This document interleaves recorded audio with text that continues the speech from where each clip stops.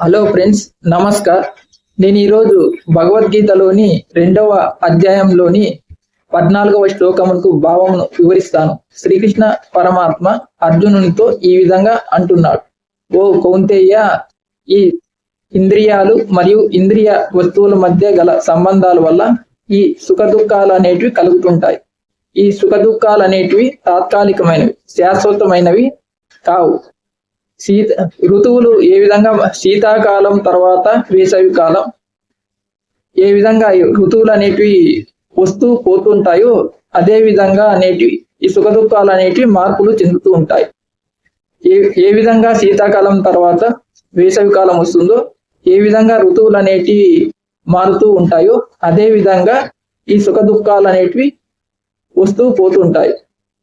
ధీరుడైన వాడు వీటి ప్రభావానికి లోను కాకుండా వాటిని సహించడం నేర్చుకోవాలి అని శ్రీకృష్ణ పరమాత్మ అర్జునునితో ఈ శ్లోకంలో ఈ విధంగా చెబుతున్నాడు. ధీరుడైన వాడు ఈ సుఖ దుఃఖాల ప్రభావానికి లోను కాకుండా వాటిని సహించడం నేర్చుకోవాలి అని శ్రీకృష్ణ పరమాత్మ అర్జునునికి ఈ శ్లోకంలో ఈ విధంగా చెబుతున్నారు. Hello friends, namaskar. నేను ఈరోజు భగవద్గీతలోని 2వ అధ్యాయంలోని 14వ శ్లోకముతో భావమును వివరిస్తాను. శ్రీకృష్ణ పరమాత్మ అర్జునునితో ఈ విధంగా అంటున్నాడు: ఓ కౌంతేయ, ఇంద్రియాలు మరియు ఇంద్రియ వస్తువుల మధ్య కలిగే సంబంధం వల్ల ఈ సుఖ దుఃఖాలు అనేటివి కలుగుతాయి. ఈ సుఖ దుఃఖాలు అనేటివి తాత్కాలికమైనవి, అనిత్యాలు. ఈ సుఖ దుఃఖాలు అనేటివి తాత్కాలికమైనవి, అనిత్యాలు.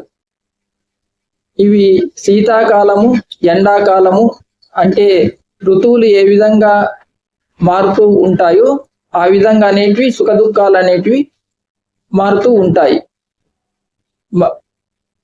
ధీరుడైన వాడు